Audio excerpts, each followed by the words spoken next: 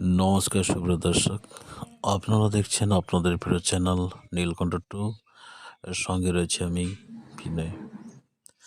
আজকে মোটামুটি 1 তারিখ হয়ে গেল এবং মে মাসের আজকে 1 তারিখ 2026।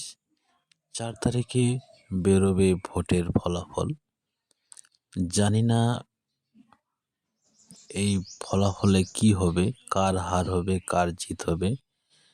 এই হাসা কান্নার মধ্যে আবার ফেঁসে গেছে সিভিক ভলেন্টিয়ার্স, ভিলেজ পুলিশ এবং এনবিএফ কর্মীরা। কারণ অনেকেরই ডিএর বৃদ্ধি ঘোষণা হয়েছে, অনেকেরই বেতন বৃদ্ধির ঘোষণা হয়েছে, কিন্তু বর্তমান টোটাল প্রোটোকল প্রক্রিয়াটি নির্বাচন কমিশনারের আন্ডারে হয়ে যাওয়াতে সেখানে সরকার টাকা ডিস্ট্রিবিউট করতে পারছে না। এই কারণেই এখন সিভিক ভলেন্টিয়ার্সরা কত পাবে সেটাই নিয়ে সবার প্রশ্ন। রাজ্য সরকারের বর্ধিত বেতন 11,000 টাকা পাবে, না বিজেপি সরকার আসলে 18,000 টাকা পাবে, এটাই নিয়ে এখন মাঝখানে পড়ে আছে সিভিক ভলেন্টিয়াররা।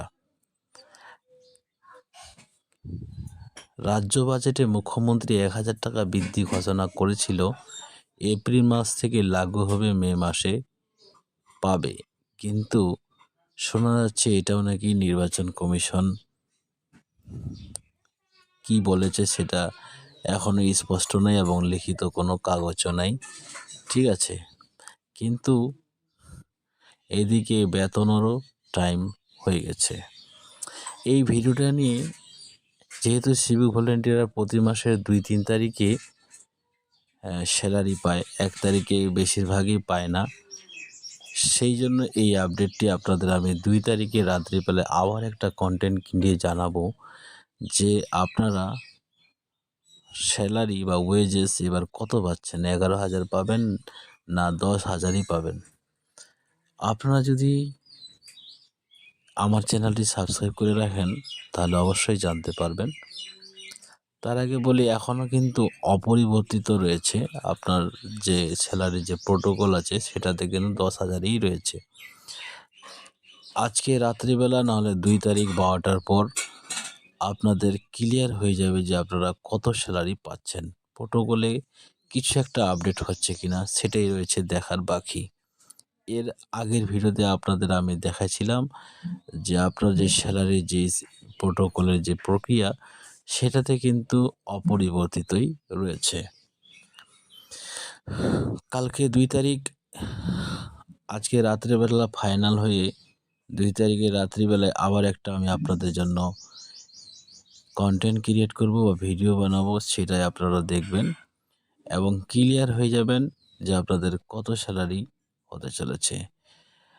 তার কারণ হচ্ছে যারা ডিএর বা আরও অন্য কিছু ব্যাপার ছিল তা কিছু তারাও কিন্তু পায়নি, সেটাও কিন্তু আটকে আছে।